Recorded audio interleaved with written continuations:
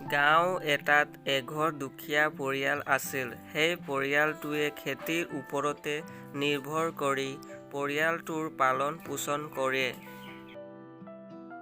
কিন্তু এই বছৰ বৰষুণ নোহোৱাৰ কাৰণে তেওঁৰ খেতিত উৎপাদন ভালদৰে হোৱা নাই।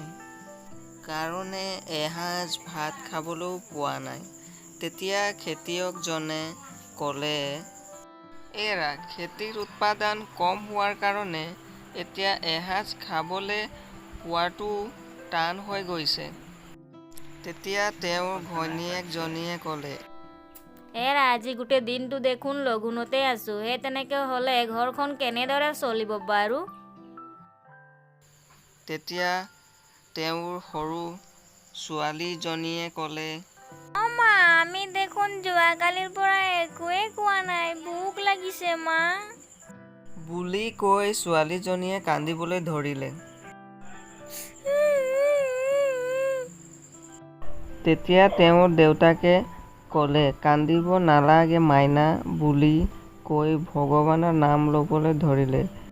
হে ভগৱান, আমি কি খাম, আমাৰ কি হ'ব বুলি কৈ কান্দিবলৈ ধৰিলে খেতিয়কজনে। ৰাম কি হ'ব আমাৰ? তেতিয়া হঠাতে এটা চমৎকাৰ চৰাই ওলালে আৰু ক'বলৈ ধৰিলে, এতিয়া কান্দিব নালাগে, তোমালোকৰ কষ্টৰ দিন গ'লে।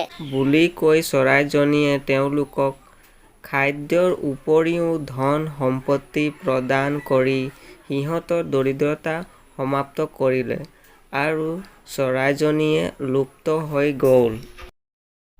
তাৰ পাছতে তেওঁলোকে আনন্দ মনেৰে নাচিবলৈ ধৰিলে আৰু কাহিনীটো ইমানতে সমাপ্ত মাৰিলোঁ। আপোনালোকক যদি ভাল লাগিলে তেতিয়া লাইক, কমেণ্ট এণ্ড ছাবস্ক্ৰাইব কৰি দিবা।